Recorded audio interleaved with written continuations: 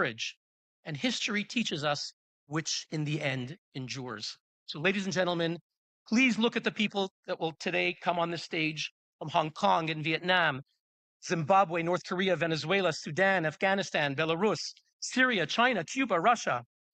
Different continents, different cultures, but one shared conviction. Freedom is not granted by dictators. It is claimed by the brave, by the courageous, the dissidents you'll see today. The regimes across the street at the United Nations may hold the gavels, but they do not hold the moral authority, the moral inspiration, the moral clarity fills this room today. Tyranny depends on silence. This summit, the Geneva Summit, is the opposite of silence. Today we say, unite against tyranny, rise for freedom. Thank you.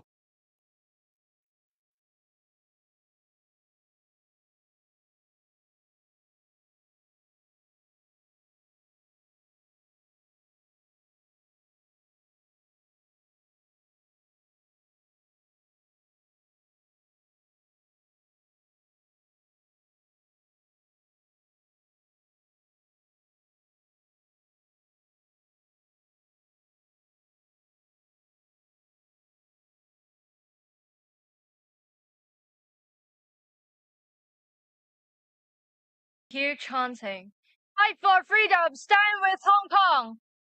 The sound echoes through the street, thousands of voices rising together. Then suddenly, a sharp bang, then another. The sky fills with smoke, tear gas. Your eyes burn, your throat closes, you taste chemicals in the air, your chest tightens, instinct takes over. Run. Everyone's running, but no one knows where to run. You hear coughing, screaming, someone shouts for water, someone falls. A young girl is crying, her hands shaking as she tries to pull on the mask.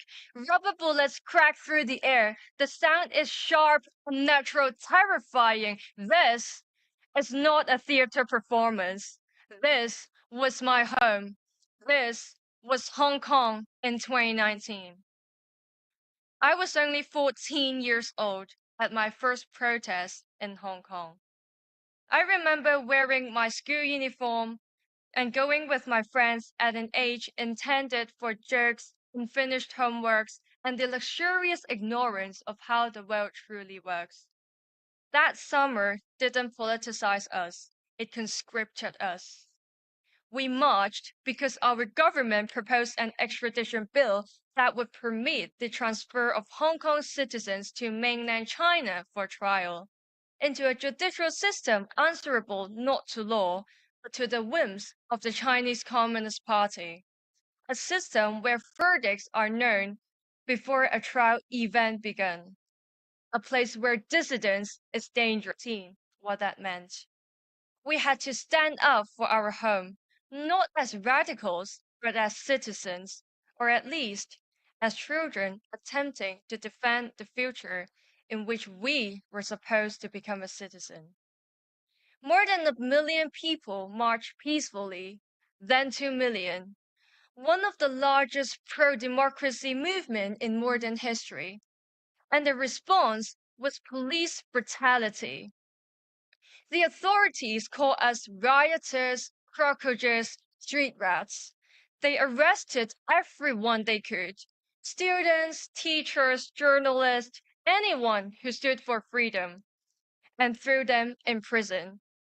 If you opposed the government, they would arrest you and destroy you. Then came 2020. While the world was distracted by a pandemic, China imposed the national security law on Hong Kong and criminalized 4 things: secession, subversion, terrorism, and collusion with foreign forces. The Chinese Communist Party purposely left the interpretation of national security law vague, so anything could now become a crime. Protest became a crime. Speech became a crime. Thought became a crime. I had a choice to make: stay silent, stay and risk going to prison, or leave. I chose exile. My rationale? At least outside of Hong Kong, I would still have a voice. But exile isn't freedom. It's waking up every morning knowing that your friends are still in prison. It's checking your phone afraid that they will arrest someone you know. It's worrying that you will never go home again.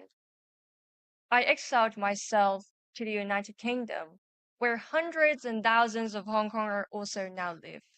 And I've taken up advocacy work. I speak up for Hong Kongers in British Parliament. I call for the release of political prisoners. I call for sanctions and accountability. Doing this work makes the guilt bearable. Well, at least I'm doing something. But 2 years ago, on Christmas Eve, the Hong Kong authorities placed a 1 million Hong Kong dollar bounty on my head. That's roughly 130,000 US dollar. I was just 19 years old. They put my face on a wanted poster and stuck it all over train station, the airports, police stations, and declared me a fugitive. Since then, I've been followed, harassed, intimidated, threatened in the United Kingdom. Many friends have cut me off out of fear of retaliation. And it's not just me. This is my friend Anna Kwok. She is also in exile. She also has a bounty on her head, escaped it to America and continue her advocacy. And this is her father. Last week, he was convicted in Hong Kong, not because of anything he did, but because who his daughter is. He did not organize protests. He did not lobby foreign governments. He did not give speeches like this. He is just a father. The message is, if we can't silence you, we will hurt the people you love. And that is Jimmy Lai, an entrepreneur, founder of Apple Daily, Hong Kong's biggest pro-democracy media outlet. He built it because he believed Hong Kong deserves a free press. For that belief, he was sentenced to 20 years in prison at the age of 78, and that is effectively a death sentence. When people see headlines about Hong Kong, they sometimes imagine brave, untouchable activists. But the truth is much simpler. We are human. We feel fear, we feel guilt, we feel homesick, we cry. We are ordinary people put in extraordinary circumstances. Today, nearly 1,000 political prisoners remain behind bars in Hong Kong. The Chinese Communist Party wants you to forget them. They want you to issue a blunt statement, shake your hand, sign a trade deal, and move on. In just 5 years, China has destroyed Hong Kong. There is no more free press. There is no more freedom of assembly. There is no more right to protest. Everything can be a crime. Hong Kong is now one of the world's center for international money laundering and sanctions evasion, supporting the trade of illicit weapons to Russia, Iran, and North Korea.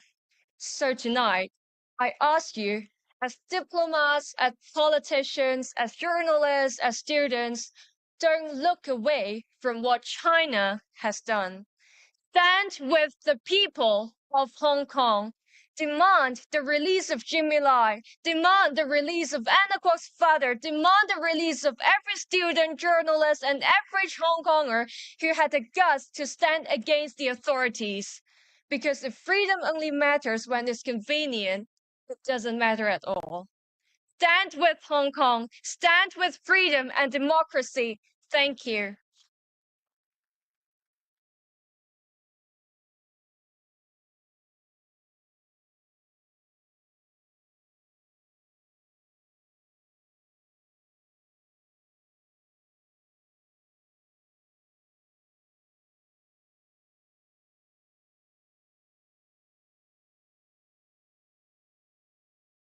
Ladies and gentlemen, for the next speech, interpretation is available in English and French.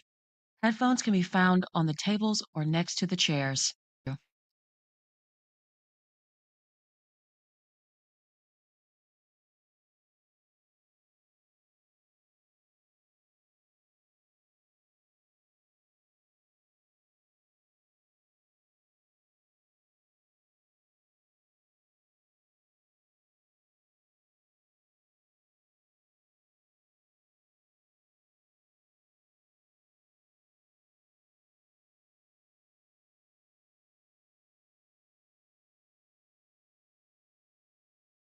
everyone. I would like to share a story. Not the story of a politician, not the story of a leader, but the story of an ordinary person, a Vietnamese woman whose name is Dang Thi Huệ, nicknamed Huệ Như. I used to be a primary school teacher working in the school library, surrounded by books and children. My life was peaceful with family and job. I didn't start my life with the ambition to become a human rights activist, nor did I seek confrontation with the Vietnamese communist state. I started my life in a family where both parents were members of the Communist Party. I was a teacher who was loyal to the regime, completely trusted the leadership of the Vietnamese Communist Party, and knew nothing about Vietnamese society. Full of injustice, wrongful suffering for the people, and rampant corruption. My life unexpectedly changed when I witnessed the injustices related to BOT, built operate transfer toll stations that were improperly located, with toll collection periods expiring, where businesses still relied on the state, causing burdens and losses to the people. Our activist group calls this dirty BOT. The main issue here was people pay taxes to the state to build roads, but once the roads were completed, the state hands them over to private businesses to set up these toll stations. The state is appropriating people's money, and people have to pay taxes and fees 3 times for a single road. The amount isn't huge, but it accumulates quickly each time they drive on the road. For example, a round trip for my small 5-seater car costs 70,000 Vietnamese dong, equivalent to 1/3 of my daily wage.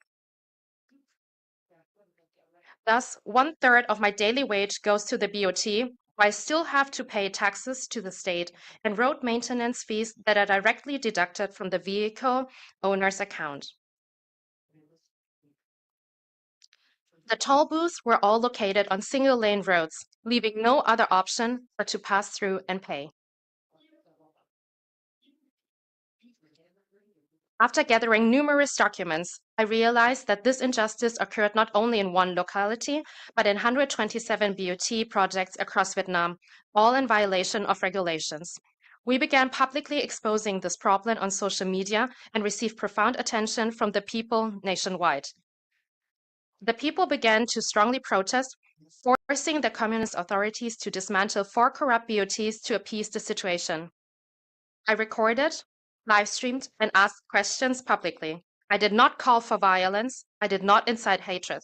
I only demand transparency and accountability. But in Vietnam, where the Communist Party holds absolute power, they don't allow citizens to question authority. My frequent critique and demands for transparency have become a crime.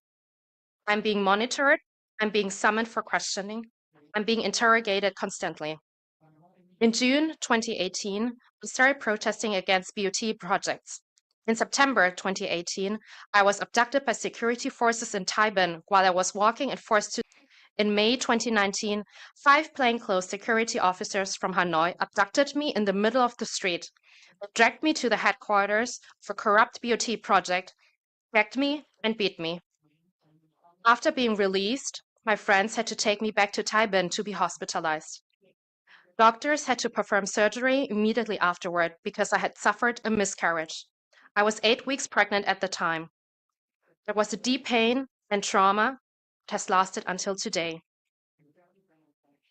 I lost my child not because of fate, because of the systematic repression of the Communist Party of Vietnam. But it did not stop there. In June 2019, Hanoi police arrested me during a public peaceful protest at a toll booth in Hanoi. They towed away my car and confiscated my phone. In October 2019, Hanoi police prosecuted and detained me and sentenced me to 39 months in prison on charges of disturbing public order. During the trial, 4 lawyers defended me, but the court did not allow me or my lawyers to speak. Trial was open to the public, but hundreds of police officers were deployed to prevent my family, friends, and supporters from attending.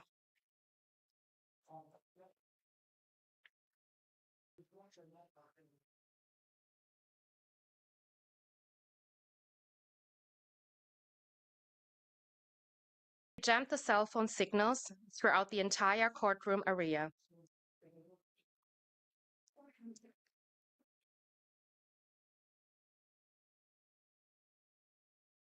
Court imposed a sentence that was unconstitutional, a sentence that not only deprived me of my personal freedom, but also sent a broader message.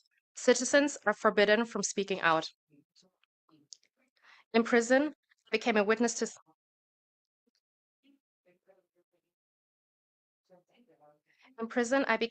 to things that the outside world could not see. Harsh detention conditions to punitive treatment.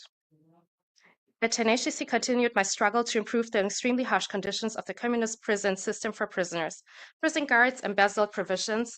Prisoners were treated as labor tools, exploited in a toxic environment, given reduced rations, served rotten, moldy food, and forced to buy canteen food at inflated prices.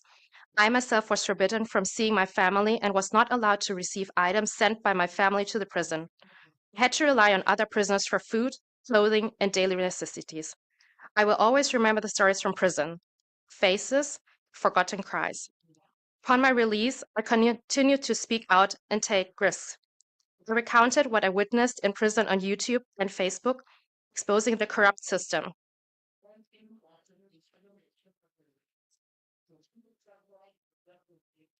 My live streams attracted millions of viewers across all social media platforms, or recorded up to 100 million views in a single month. I support the families of other prisoners of conscience.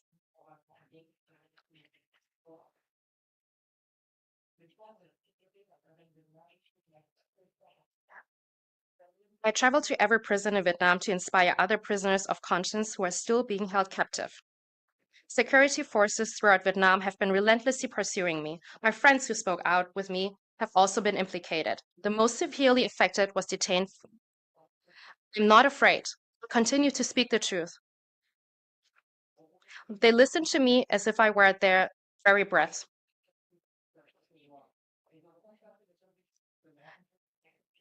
They see the injustices inflicted upon them by the communist authorities, and they begin to seek me out to speak out about their own grievances. I have also joined many Vietnamese workers. District Nghệ An province resulted in 12 workers summoned by security forces who have faced potential prosecution. We went to the site to investigate, provide legal advice to them. The consequences were I was released from prison in January 2023. In May 2023, I was kidnapped for the first time.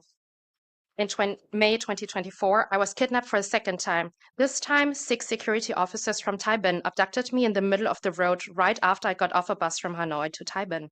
They confiscated 5,000 USD from my bag and detained me for 24 hours without any detention order. Forced them to sign statements claiming they were lured by me on social media so they would have a pretext to detain me again. After being released for 15 days, the end of May 2024, security forces in Thai Binh surrounded me in the dark of the night. This time, I climbed over the roof to escape. In June 2024, I was forced to cross the border by land into Thailand, where I was granted emergency refugee status by the UNHCR. In Thailand, I continued my activities. I exposed government collusion projects with businesses that destroyed the sea, such as the one in Gonsan, Namden, where thousands of hectares of mangrove forests were filled with sand to build a steel plant that discharged waste into the sea. Security forces in Vietnam took my 11-year-old son to the Commune's People's Committee office to question him about his mother's whereabouts, causing him extreme distress. Many human rights organizations protested on my behalf at the time. In June 2025, the Federal Republic of Germany accepted me under their humanitarian policy. When I reported to the Immigration Detention Center in Thailand for relocation, I was again approached by 10 Vietnamese security officers under the pretext of persuading me to return home, but in reality, they wanted to force me back to Vietnam to face trial. In Germany, I continue my human rights activism at the international level. I don't consider myself a hero. I'm proof of something very simple. I'm an ordinary person, arrest warrant. Even requested an Interpol arrest warrant from me. 12 police officers raided my parents' house in my hometown, read out a search warrant, confiscated our family's private cameras, and installed new cameras to monitor our family's activities in our hometown. Communist authorities sent a report to Meta to block all my Facebook accounts in Vietnam. YouTube also sent a notification to delete my channel. In addition to all this state repression, I'm facing transnational lawsuits from Vietnam's #1 billionaire, Pham Nhat Vuong, and the giant Vingroup Corporation. They are suing me in Germany as an attempt to silence me for reporting on the products that are harming the consumers. This is a billionaire with connections to high-ranking officials of the Vietnamese Communist Party. Gentlemen, human rights has a face, a name, a story. Today, one of those faces is me, Renil. I'm telling my own story, a victim of dictatorship, and my wish is not to be silenced. Because when someone is forced into exile simply for speaking out, it's not just a failure of a nation. Of North Korea. Young adults are forced to devote 10 years of their youth serving the military, and after being discharged, they must work like slaves in coal mines, farms, and construction sites. This is the tragic fate of young North Koreans. However, this pain does not only lie within North Korea. The Kim Jong-un regime have sent young North Koreans into the war zones of Russia's invasion of Ukraine. They were thrown into battlegrounds without even knowing where they were being sent to. These youths only realized that this is not a military training, but an actual war, after seeing their comrades die from drone attacks and artillery shells. Although I have found freedom now, the weight of my freedom feels heavy on my shoulders. It is because in this very moment, there are 2 young North Korean men in a prisoner of war camp in Ukraine, trembling in fear,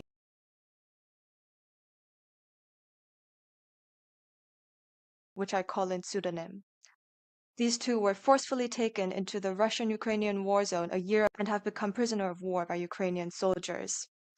As the end of war negotiations are being held now, their fate is at risk of being repatriated to North Korea through Russia in the name of prisoner exchange. Yet the moment they land foot in North Korea, what awaits them is imprisonment or execution. The authoritarian North Korean regime defines the act of becoming a prisoner of war instead of committing suicide itself as a betrayal against the regime. These youths are now crying out and pleading not to be sent back to North Korea.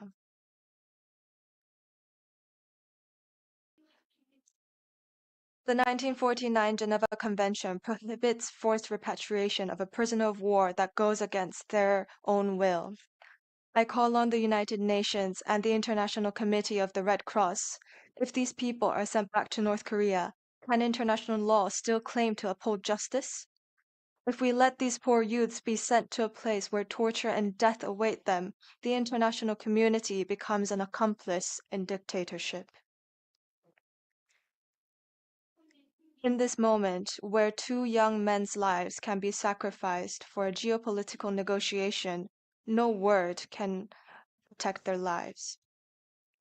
What we need the most now is action, for proactive implementation that protects human rights, for the freedom of 2 young men, and for the future of the many young North Koreans that suffer from oppression. I request the international community to respond proactively. I would also like to call on the Ukrainian government. Are you also not fighting for freedom against a tyrannical invasion?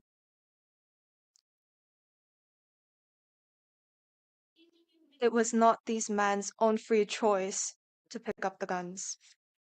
Their burst of cry, shouting, "I want to go to South Korea. I wish to go to a land of freedom."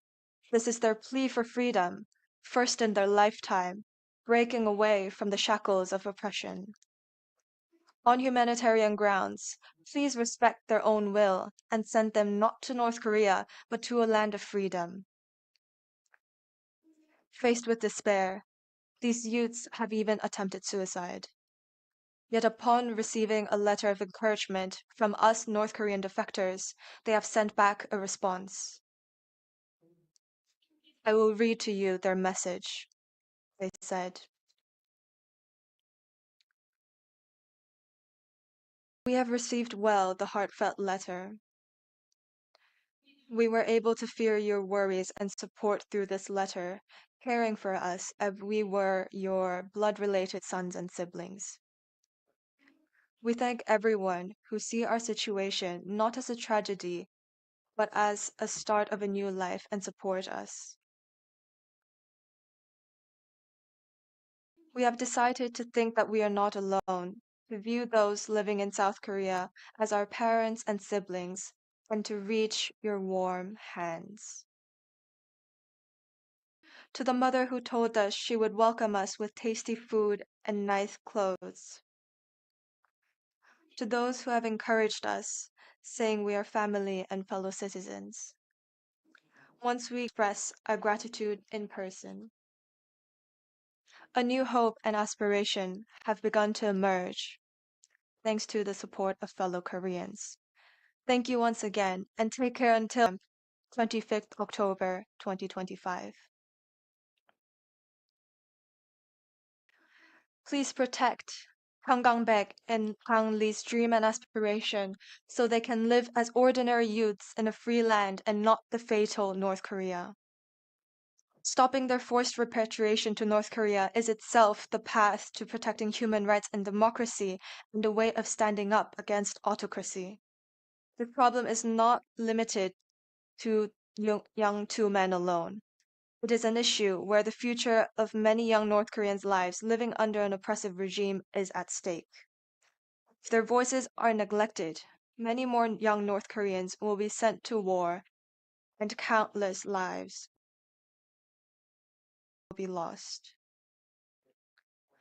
Please show the 26 million North Korean citizens that we are different from North Korea and that the international community respects human dignity and rights.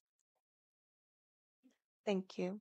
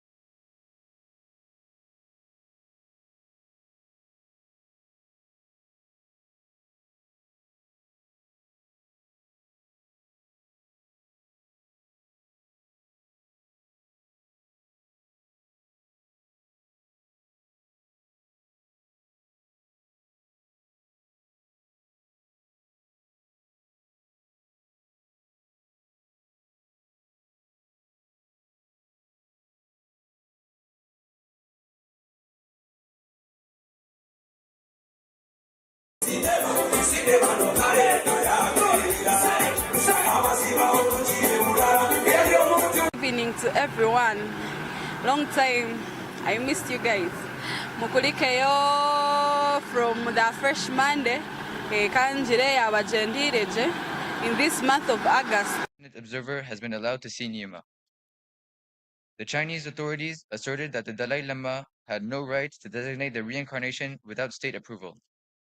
They forced another group of monks to appoint a different child whose parents were loyal members of the Chinese Communist Party to become the Beijing-approved reincarnation of the Panchen Lama. The enforced disappearance of the true Panchen Lama was not only an attack on one child, but an assault on the religious freedom of all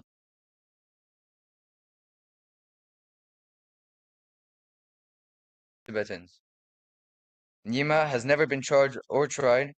Year after year, human rights organizations have called on China to provide proof of life, but these calls have been met with silence, deflection, and propaganda. Today, this empty chair is dedicated to a boy who was taken from his family and from his people, and whose fate remains unknown.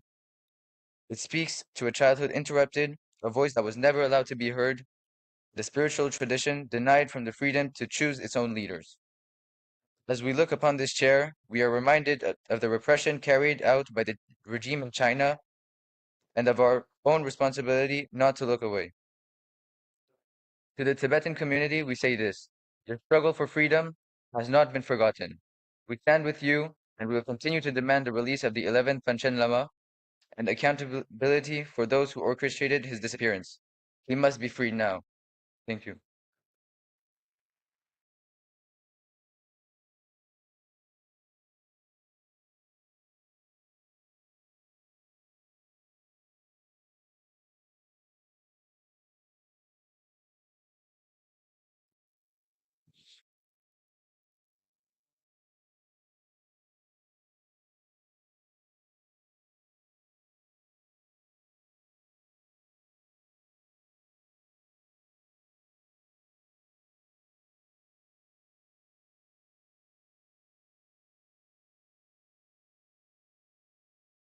Buenos días, muchísimas gracias a todos.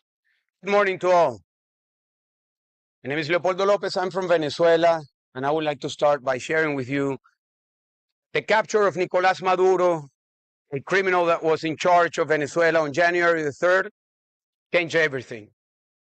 Changed everything, but certainly it did not put us where we are in Venezuela.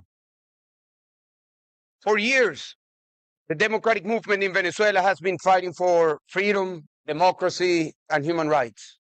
We have done everything. We have taken the people to the streets not once, thousands of times, not with hundreds, but with millions of people. The reaction has been repression, persecution, incarceration, torture, and murder. We have gone to elections. We have won those elections. The elections have been stolen. We have gone to several negotiation rounds, 16 negotiation rounds, with all sorts of mediators, from the Vatican to ex-presidents to the Norwegians, and the results have been the same. There has been no respect to what was agreed. We have gone to the international community to ask for diplomatic pressure and sanctions. Sanctions have been imposed, resolutions have been drafted, statements have been made, and yet the regime remained there. Let me be clear, a regime that was despised and is despised by 90% of the Venezuelan people. So we did everything in order to have a peaceful transition to democracy, which is the hope of the Venezuelan people. However, to the surprise of the Venezuelan people, we hear voices that criticize what happened on January the 3rd. We have heard from Geneva to Brussels, from the media, from experts, that what happened on January the 3rd was a dangerous precedent, that it was a war crime, that it violated sovereignty or international law. But let us be clear. What about the crimes committed by Nicolás Maduro? Tens of thousands of people that have been killed, that have been forcefully disappeared, that have been violated, raped, as is stated by statements presented here in Geneva, the Human Rights Council. What about the crimes of Nicolás Maduro? When they speak about sovereignty, we must reflect on the most important and sacred sovereignty, the sovereignty of the Venezuelan people, or the sovereignty of any nation. In our case, in July of 2024, we held an election that had to overcome all sorts of obstacles. Our candidate who won the primaries in 2023, Maria Corina Machado, was not able to register. So we had to register a diplomat previously unknown by the Venezuelan people, Edmundo González Urrutia. And with the support of all of the democratic movement and the Venezuelan people, Edmundo González Urrutia won the election with 70% of the vote. And that is not a claim that we make without proof. It was able to be proven because every single voting tally of every single voting station was recorded, presented, loaded, and it was undisputed that the election was won. But the regime stole the election, and it presented false claims that it had won the election just by putting results in a napkin and telling the Venezuelan people that that was the result. When they speak about international law, we must ask ourselves, what is the international law supposed to do for the people who are suffering? Is the international law there to support the stability of the regime, of a dictator, of a tyrant? Or the international law should be there to support the rights, the human rights, and the will of the Venezuelan people, or of the people of any nation? So unfortunately, those voices, for them, we believe that they are wrong. The Venezuelan people support what happened on January the 3rd. More than 80% of the Venezuelan people support that change. And let me say something else. I was very interesting to see that more than 60% of the people of Latin America support the capture of Maduro. So that should be a message to the people in this city, in Brussels, and elsewhere. Talk about sovereignty, international law, and all of these criticisms. So we are optimistic. And I can tell you, I could be one of the millions of voices that are optimistic in Venezuela. And we are optimistic because everything changed on January the 3rd. But we are not where we need to be. Because for years we have been fighting for freedom. And freedom cannot exist if there is no democracy. And democracy cannot exist if there is no free and fair election. So what's next? What is next in Venezuela? What is next in Venezuela in the hopes of the people is that the transition that already started, and it's going on a fast pace on the economic realm, needs to happen also on the political realm. And that transition needs to land into an election. So what needs to happen? First, all of the political prisoners need to be released. All of them, not just some of them.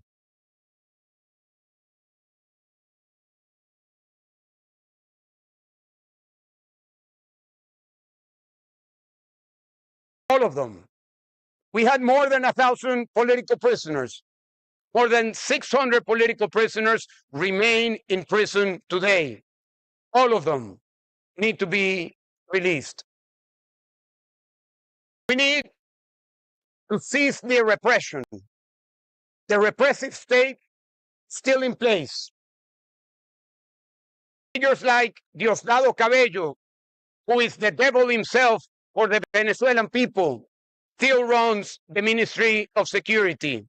Until he is removed, there will be no credibility that there is a change with respect to the repressive state. Those who are in exile, forced exile, need to return. Mundo González Urrutia, who won the election in 2024, needs to return to Venezuela. Maria Corina Machado, Nobel Peace Prize, needs to return to Venezuela. All of the political exiles need to return to Venezuela in order for this transition to happen. There also needs to be an opening of the civic space. The civic space in Venezuela has been closed. Absolute and complete censorship. Absolute and complete control to human rights organizations and civic organizations. That civic space needs to be open, and there needs to be an opening for truth to be told, for truth to be, for elements, debate to happen within Venezuela. Some of that is happening.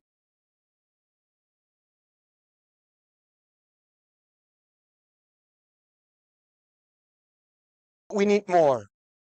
And we need a new electoral board in order to have a new and general election for the Venezuelan people. An electoral board that allows credibility, support, trust, international observation, clarity in the rules of engagement. All of that needs to happen. And we strongly believe, that the hunger of the Venezuelan people for democracy is there. The Venezuelan people are optimistic, but we want more. We want freedom. And in order to have freedom, we need democracy. And to have democracy, we need elections. And not just elections for the president. We need elections for a new assembly, for governors, for mayors. We need elections for local councils. We need elections in the universities, in the unions. We need an opening of the democratic space in Venezuela. So let me end by saying, and I am sure I represent the hearts and minds of the Venezuelan people who are in Venezuela and who are outside Venezuela. We are hopeful, but we want more. We want freedom. We want democracy. We want elections for the real sovereignty of the people to be heard and to mark the path of a new future. Thank you very much to all of you. And as I ask all of you, thank you. Thank you. And let me just say a final note. When Venezuela transitions to democracy, have no doubt that it will have an impact in the region. When Venezuela transitions finally to democracy, Cuba will be free. Nicaragua will be free. The impact will be heard in Africa, in Asia, in Eastern Europe, because we are all here united in a global movement for freedom and democracy. So strength, my sisters and brothers, continue to fight for freedom, for democracy, and let's keep the fight. Freedom to Venezuela, freedom to the world. Thank you very much.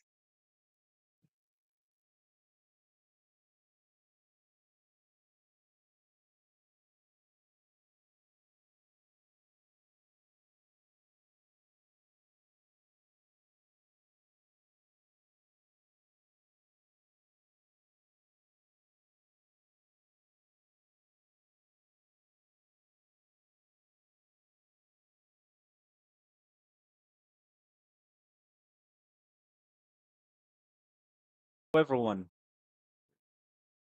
I regret that I was unable to tax so devastating that between 10,000 to 60,000 people may have been killed. Entire neighborhoods emptied, entire families erased. These are not statistics. These are people who loved, who dreamed, who loved. These are children who once played in the same streets that are now filled with fear and blood, visible even from space. These are elders who survived one genocide only to face another.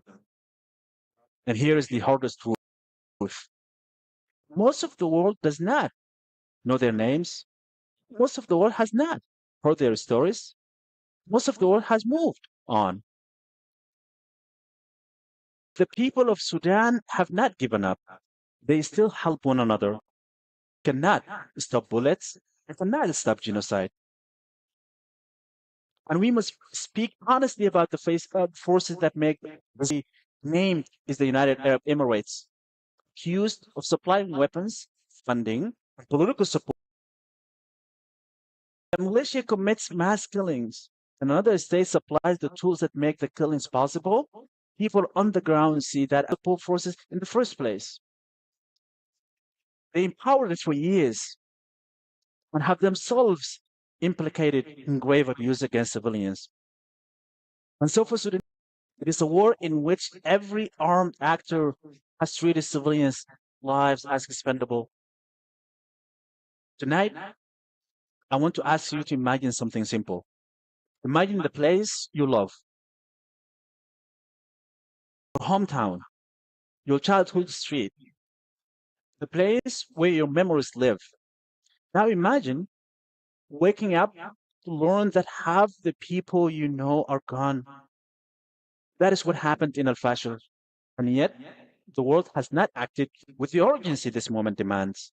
So tonight, I'm asking you, not as an expert, but as a human being, to refuse to look away. Sudanese lives matter. Sudanese families matter. Sudanese suffering deserves world's attention, compassion, and action. This is not a distant crisis. This is a test of who we are. We believe that every life has equal value. We believe that no community should face extermination in silence.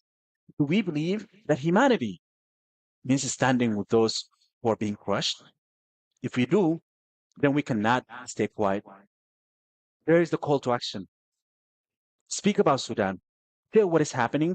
Push your leaders to act. Demand protection for civilians. Demand humanitarian access. Demand accountability not only for the RSF commanders who carry out these crimes, also for the governments and networks that arm them, fund them, enable them.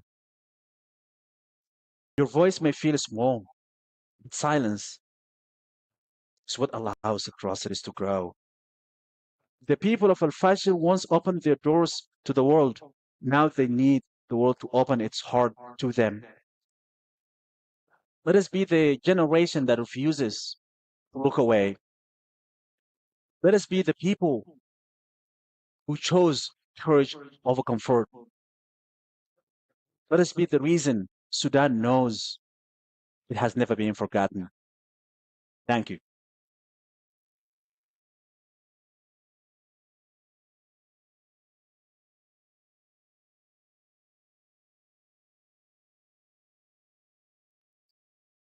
Ladies and gentlemen, I would just like to announce a slight change in our schedule. The International Women's Rights will be presented instead after the lunch break at 10 minutes to 4 at 3:50 p.m. Now we're going to continue with the presentation of the 2026 Courage Award. Thank you for your understanding.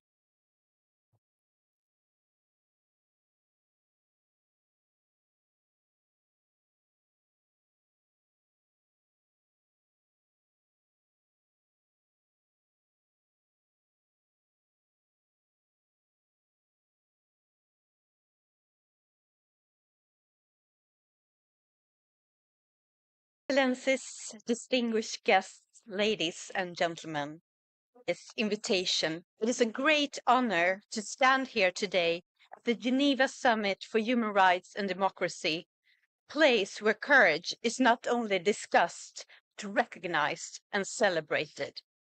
I have the privilege of presenting the 2026 Courage Award, prize awarded each year by the 30 human rights organizations that co-sponsor this summit to recognize those who embody courage in the defense of freedom and human dignity. Because courage is not a natural state.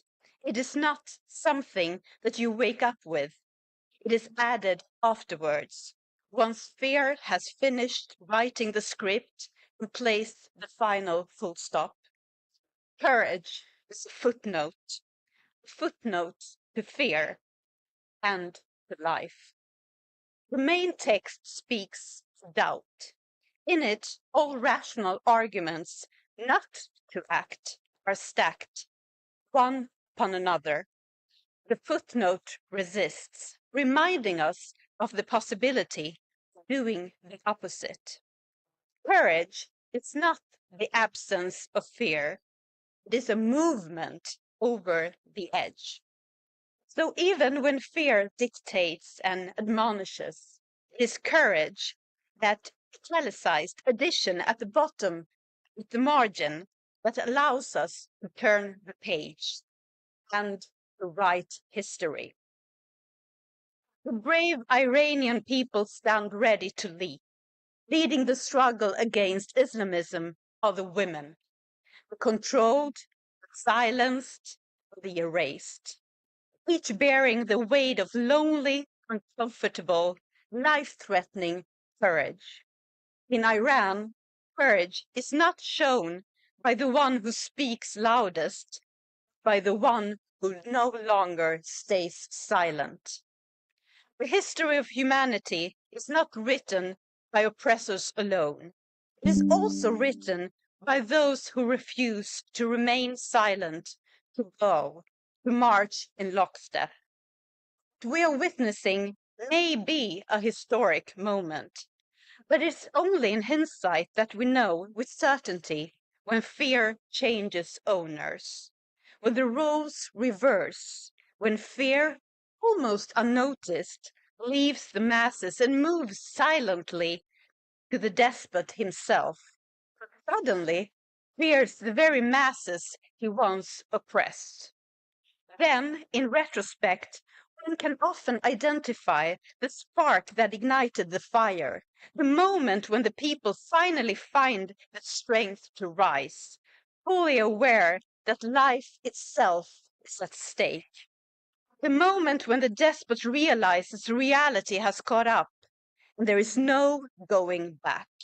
When control evaporates, when the military and police join the people, when the facade finally crumbles, when walls are torn down, when people are reunited, when all that seemed impossible suddenly becomes real and self-evident.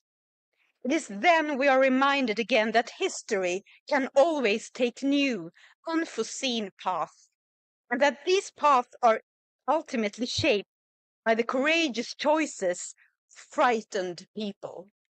It is then we are reminded again that the logic of dictatorship, manifested in oppression, control, and misery, is always at war with human nature and her longing for freedom. Iranian women pose a threat to nearly half a century of Islamist oppression. System built on the denial of freedom, on subjunction, and on obedience, where the female body is reduced to a battlefield, the hair to a crime scene, clothing and free will to a moral test. The woman who shows her hair is deemed a threat to the very foundations of society. The woman who speaks freely is regarded as a security risk, and she who refuses to obey is punished as an enemy of the regime with death, who is forced into an existence in the shadows, has not had the luxury of being vague, of being neutral. When one who dares to go first. It is an honor for me personally to present Masih Alinejad to you, not only to recognize her work, but to take a stand. Stand for all Iranian women's rights to own their own lives, against Islamism's claim to absolute power, for the principle that no state, religion, or ideology ever stands above the individual human being. History will remember those who excuse the brutality and those who close their ears to the Iranian lion's abyssal roar. But history will also who stood up when it was dangerous, lowly, and therefore essential. Masih Alinejad, thank you for transforming fear into courage, for never compromising.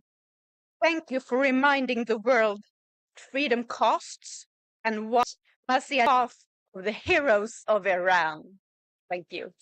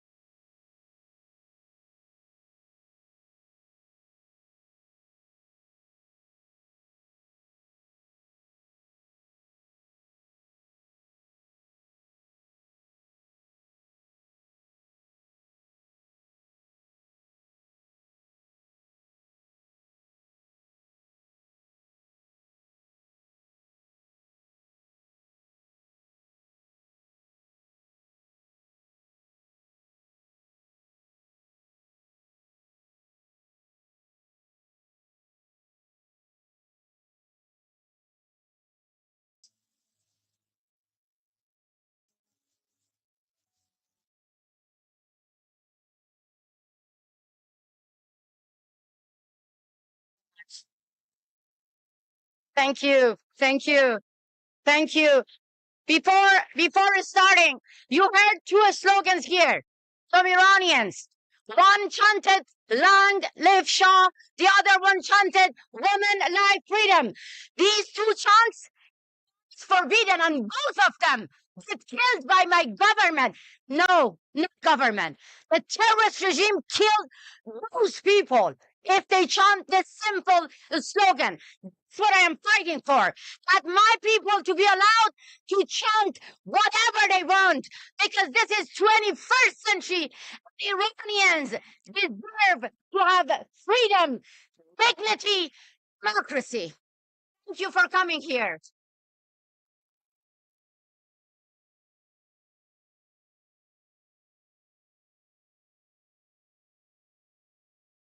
Thank you so much for this recognition. But let me be very, very honest. Before coming on a stage, my brother in arms, Leopoldo Lopez, gave me a hug and said, "Leave your written note away, talk from your heart." This is a lot. But I want to be honest with myself, with every single of you here. I didn't want to come here and receive this award because the entire nation is being traumatized. Because Iranians have faced massacre. More than 40,000 people only in 24 hours. And I am like millions of Iranians traumatized. And I thought, I don't deserve to receive an award. I feel the guilt on my shoulder. I said, we need action, not an award. We need to see that the rest of the world bring shame to the government and stop legitimizing them, not ceremony. But then I told myself, this award comes from UN Watch. For years and years, we have been alone in our fight because Western leaders abandon Iranian people. But UN Watch was there, inviting dissidents, activists, leaders, the true representatives of Iranians on this stage. And I said myself, if this award means that we are together and we're going to stand united to expel the officials of the Islamic Republic from this country, I accept this award because I believe that what you did, you changed the narrative of the West. That's why many Iranians call you Uncle Hillel. Thank you so much.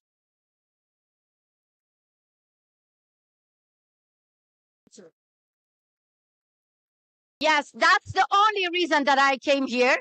But I accept this award not for myself, and I'm not here to talk for myself. I want to introduce my real heroes, the people of Iran, especially those who have been killed and those who carry the bullets on their own bodies. Two of them are sitting among you. And now I want them to stand up. One of them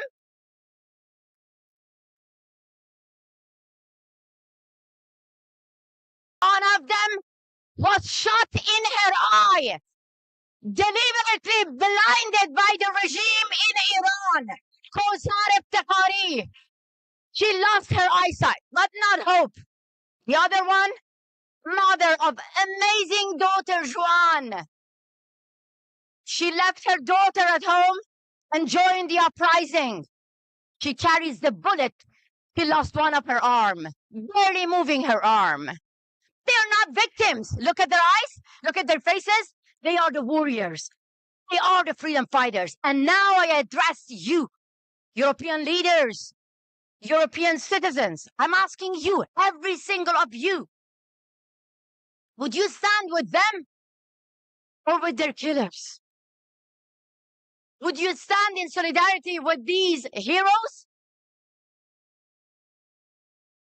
Thank you. Thank you. Or you stand with those who are shooting them. Now I want to ask them to come on a stage because I want everyone to stand for them. I want everyone to stand for the victims. I want everyone to stand with 40,000 people who have been killed.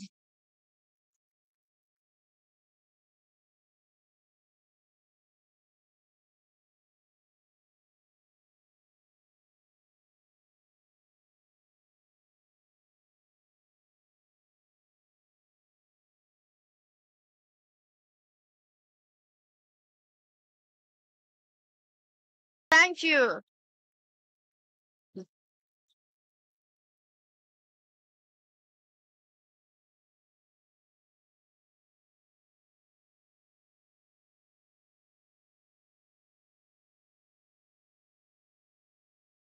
Thank you so much. They are carrying the pictures of their brothers and sisters who have been killed in this recent uprising. Thank you, Kosar Sima. If you want to say anything, I dedicated this award to you because you are the real heroes alongside millions of Iranians. If you have something to say,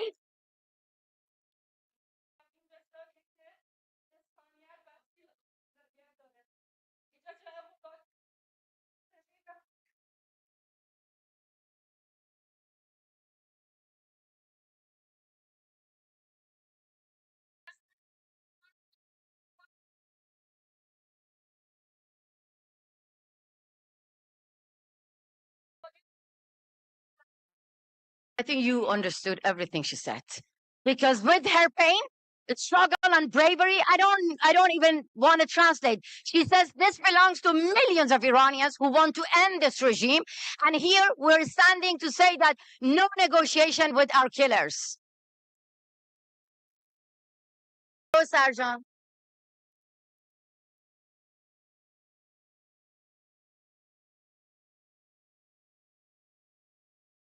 So, Sar, if you want to say something,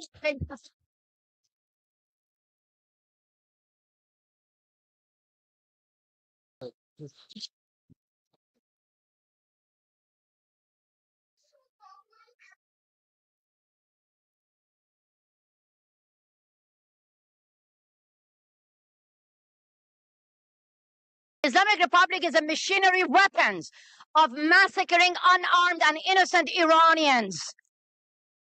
مردم ایران با دستانی خالی با رژیمی تا بن دندان مسلح مبارزه